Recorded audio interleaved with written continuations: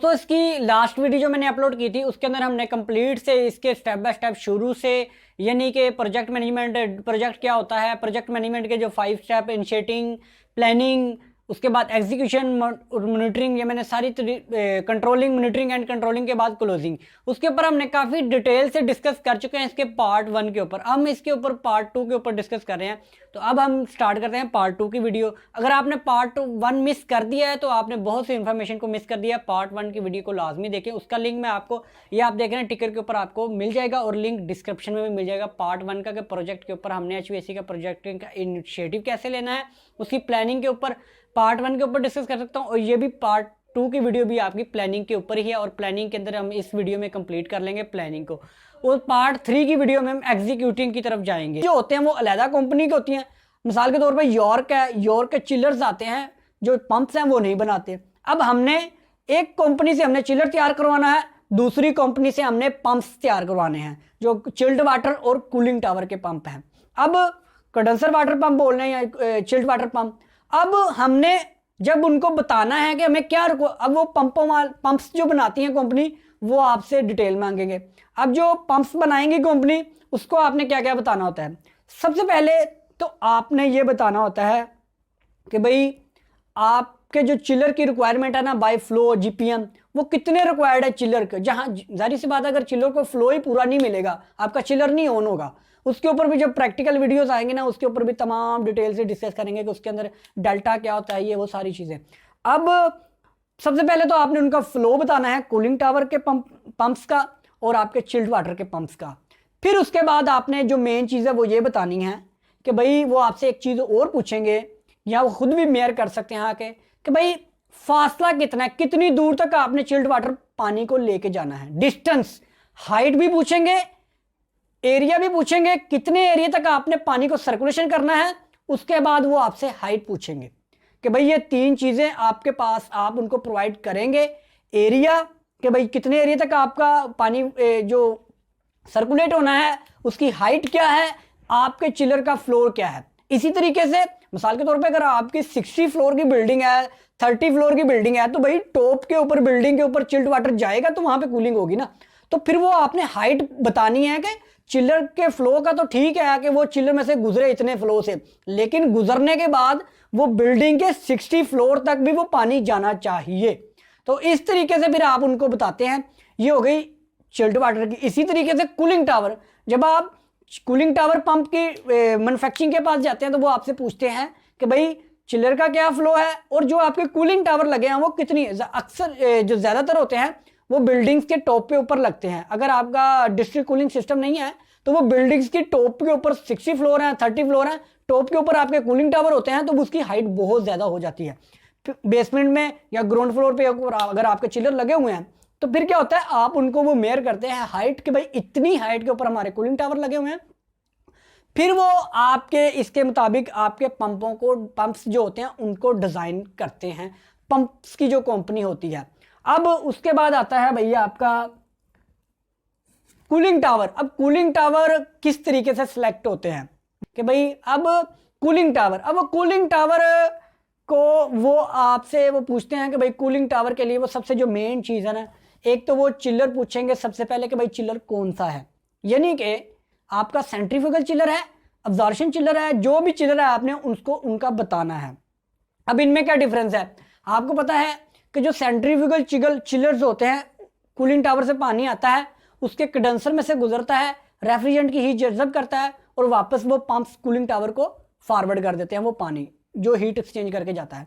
अब absorption chiller में क्या होता है, वैम चिलर जिनको बोलते हैं, उनके अंदर क्या होता है, कूलिंग टावर से पानी ठंडा आता है, पहले वो आपके अब्जॉर्बर में से गुजरता है, फिर अब्जॉर्बर में के लिथियम ब्रोमाइड की हीट को खत्म करता है, हीट को अपने अंदर जज़ब करता है वो कूलिंग टावर का पानी, और फिर वही पानी आपके कंडेंसर में से गुजरता है। यानी कि इसके अंदर आपको क्या महसूस हुआ कि यहाँ पे हीट ज़्यादा अब्जॉर्ब करेगा पानी।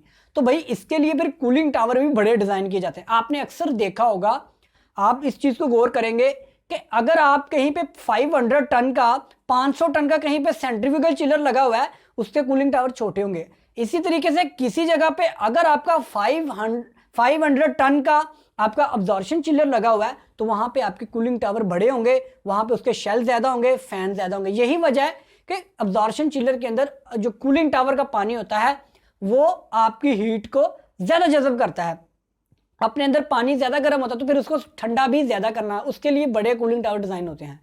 तो उसके बाद है इसका मेन पॉइंट कि अगर आपने कूलिंग टावर के बारे इसके सिलेक्ट करने हैं तो उसके लिए आपको उसके जो कूलिंग वाटर चिलर का जो इनलेट का टेम्परेचर उसका आउटलेट का टेम्परेचर है, उसकी जो रिक्वायरमेंट है वो आपको कूलिंग टावर वालों को बताना पड़ेगी कि भाई हमें चिलर की ये रिक्वायरमेंट है कि इतना इसका इन टेम्परेचर चाहिए चिल्ड कूलिंग वाटर का और इसका इतना आउट टेम्परेचर, इससे कम नहीं होना चाहिए। अगर वो फुल लोड पे भी उसके फैन चलें तो इतना टेम्परेचर अचीव करें, इससे कम ना हो, और अगर इसके कुछ फैन चलें तो फिर भी ये टेम्परेचर मेंटेन रखे। तो इस तरीके से उसकी जो मैन्युफैक्चरर्स है उनको ये डिटेल दी जाती है, उसी हिसाब से वो कूलिंग टावर की डिजाइनिंग करते हैं। इसके बाद प्लानिंग, इसके बाद आ जाती है प्लानिंग। आपने जब काम शुरू करने से पहले का ये सारा काम है, यानी कि ये जितनी वर्किंग हो रही है ये डॉक्यूमेंट्स के ऊपर हो रही है और मैन्युफैक्चरिंग के ऊपर हो रही है। अभी आपने साइट के ऊपर प्रैक्टिकल वर्किंग शुरू नहीं की। और उसके बाद आपके पास ये आप देख रहे हैं जो ड्राइंग्स हैं यानी कि प्रोजेक्ट को स्टार्ट करने से पहले जो ड्राइंग्स आपके पास जो प्रोजेक्ट मैनेजर है, प्रोजेक्ट इंजीनियर है, साइट इंजीनियर है, उसके पास ये ड्राइंग्स अवेलेबल होनी चाहिए। अब ये ड्राइंग्स कौन कौन सी हैं ये भी देख लेते हैं इसी वीडियो में। दोस्तों सबसे पहले फ्लोर की ड्रेन्स यानी कि अंडरग्राउंड फ्लोर्स ड्रेन्स, जो आपकी ड्रेन्स हैं, जो सर्विस ड्रेन्स जिनको बोलते हैं, अगर आपने चिलर इंस्टॉल कर दिया, आपने कल को उसको सर्विस करना है, पानी है जो गंदा पानी है वो कहाँ पे जाएगा, उसके लिए अंडरग्राउंड ड्रेन्स आपके पास हों। सबसे पहले आपने वो ड्रेन्स, ये कैसी ड्रेन्स डिजाइन होती हैं इसके ऊपर हम बाद में डिस्कस करेंगे जब हम प्रैक्टिकल वीडियोस की तरफ आएंगे। उसके बाद आता है जी अंडरग्राउंड, अगर आपने इलेक्ट्रिकल पैनल को अंडरग्राउंड वायरिंग देनी है तो फिर उसके लिए आपकी अंडरग्राउंड इलेक्ट्रिकल वायरिंग डायग्राम उसकी होनी चाहिए कि आपने वायरिंग कहाँ कहाँ से गुजारनी है, वो डायग्राम आपके पास होनी चाहिए प्रैक्टिकल वर्किंग से पहले। उसके बाद चिलर फाउंडेशन की, चिलर की इंटरनल डायग्राम आपके पास होनी चाहिए। सबसे पहले चिलर की इंटरनल डायग्राम आपके पास अवेलेबल होनी चाहिए। सेकंड नंबर पे चिलर को हैंजेस उसकी डायग्राम के, चिलर को आपने जब अपलिफ्ट करना है वो ड्राइंग आपने उसको किस तरीके से अपलिफ्ट करना है वो उसकी मैनुअल्स के भी ऊपर आती है, लेकिन आपके पास पहले वो ड्राइंग मौजूद होनी चाहिए चिलर को उठाने के लिए। फिर आपके पास ड्राइंग चिलर की फाउंडेशन की ड्राइंग होनी चाहिए, जो आपने फाउंडेशन तैयार करवाने हैं वो कौन से ड्राइंग्स, उसकी कौन सी ड्राइंग्स आपके पास मौजूद होनी चाहिए जिसके मुताबिक आपने चिलर को रखना है। अगर आपने उसकी ड्राइंग के मुताबिक आप फाउंडेशन ही नहीं बनाएंगे तो फिर चिलर आप ले आते हैं, चिलर को रखना है तो फिर आप कैसे रखेंगे। उसकी ड्राइंग आपके पास प्रोजेक्ट शुरू करने से पहले उसकी ड्राइंग होनी चाहिए। उसके बाद पंप्स के फाउंडेशन की ड्राइंग आपके पास होनी चाहिए। पंप की फाउंडेशन जिसके ऊपर आपने फाउंडेशन के ऊपर पंप्स लगाने हैं उसकी ड्राइंग प्रॉपर आपके पास मौजूद होनी चाहिए।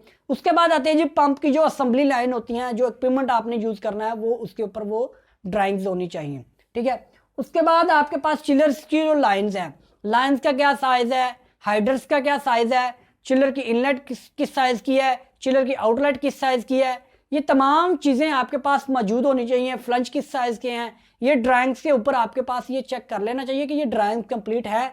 फ्लंज कौन सा किसके साथ, पंप के साथ फ्लंज कौन सा है, इन और आउट कौन सा है, चिलर के फ्लंज इन आउट कौन से हैं, ये ड्राइंग्स आपके पास मौजूद होनी चाहिए। फिर आपके पास इलेक्ट्रिकल पैनल की वायरिंग, उसके अंदर क्या क्या इंस्टॉल कर रहे हैं वो आपके पास ड्राइंग्स मौजूद होनी चाहिए प्रोजेक्ट को शुरू करने से पहले। उसके बाद फ्रेश और एग्जॉस्ट एयर, यानी कि जहाँ पे आपने प्लांट रूम के अंदर डिज़ाइनिंग करनी है कि भाई अब ये चिलर इस जगह पे रखना है, यहाँ पे पंप लगने हैं, तो जाहिर सी बात है कल को वो चिलर चलेंगे तो पंपों की हीट पैदा होगी। उसके बाद चिलर की भी हीट, मशीनरी है तो जाहिर सी बात है ये चलेगी तो हीट तो पैदा होगी एम्बिएंट टेम्परेचर के अंदर। तो आप प्लांट रूम तो ओपन जगह तो पे नहीं है कि भाई आप ओपन है ऊपर से हीट ऐसे ही हीट ट्रांसफर, ऐसे नहीं होगा। प्लांट रूम ने आपने कवर किया होगा तो उसको हीट को निकालने के लिए आप फ्रेश एयर इन करेंगे, फ्रेश एयर को आउट करेंगे, यानी कि पंप्स के ऊपर से आप फ्रेश एयर को इन करेंगे, हीट आपकी लेगा और वो आपके चिलर की भी हीट लेगा और वो एग्जॉस्ट आपकी एक साइड पे, वो किस तरीके से डिजाइनिंग होती है उसके ऊपर भी डिस्कस करेंगे। उसके बाद फायर सिस्टम की आपके पास ड्राइंग्स होनी चाहिए। फायर एग्जीक्यूशनर्स जो कहाँ कहाँ पे इंस्टॉल होने हैं ये आपके पास ड्राइंग्स मौजूद होनी चाहिए। फिर आपके पास फ्यूल लाइन और ऑयल लाइन की यानी कि अगर आपके पास फ्यूल है, गैस है, या आपका फ्यूल आपकी डीजल है, तो अगर आप अब्जॉर्प्शन चिलर यूज़ करें तो उसकी ड्राइंग्स आपके पास होनी चाहिए कि आपने ये कहाँ कहाँ से गुजारनी है ये लाइंस। उसके बाद सबसे इंपॉर्टेंट है कि आपके पास, जो मैंने स्टार्टिंग में आपको बताया था, प्रोजेक्ट। तो प्रोजेक्ट को शुरू करने से पहले आपके पास, जब आपने प्रोजेक्ट शुरू करना है तो आपने एक ग्राफ तैयार करना है जिसके अंदर आपका टाइम और आपका वर्क ग्राफ की सूरत में मौजूद हो। इस टाइम के ऊपर हम ये काम करेंगे, इस टाइम के ऊपर, क्योंकि प्रोजेक्ट है, प्रोजेक्ट की डेफिनेशन में आपको बता दिया था, एक टेम्परेरी वक्त में आप एक एक्टिविटी शुरू करते हैं और वो ख़त्म होनी होती है और एक महदूद टाइम के अंदर। तो भाई टाइम ग्राफ आप बना लें, जो बहुत इंपॉर्टेंट होता है। जहाँ पे प्रोजेक्ट, बड़े प्रोजेक्ट चलते हैं, ग्राफ उनके पास लाजमी होना चाहिए। तो ये ड्राइंग्स आपके पास मौजूद होनी चाहिए अगर आपने किसी जगह के ऊपर आपने वर्किंग शुरू करनी है प्रोजेक्ट से रिलेटेड। ये अभी तक हमने इनिशिएटिंग पढ़ा है और प्लानिंग पढ़ा है। प्लानिंग के बाद आता है एग्जीक्यूशन। नेक्स्ट वीडियो में हम बात करेंगे एग्जीक्यूशन के, आपने इंस्टॉलेशन कैसे शुरू करनी है, किन चीज़ों को अपने ज़हन में रखना है, स्टेप बाय स्टेप इनको भी दिखाएंगे, प्रैक्टिकल भी कुछ दिखाएंगे, कुछ बोर्ड के ऊपर भी समझाएंगे, कुछ हम ये चीज़ें आपको बताएंगे। तो दोस्तों, वीडियो अगर आपको अच्छी लगी तो हमारे चैनल को सब्सक्राइब कर लें और बेल आइकॉन के बटन को लाजमी प्रेस करें ताकि HVAC से रिलेटेड जो भी वीडियो अपलोड करें वो आपको नोटिफिकेशन में। और अगर कोई मेन पॉइंट मिस हो गया तो उसको कमेंट की सूरत में लाजमी शेयर करें।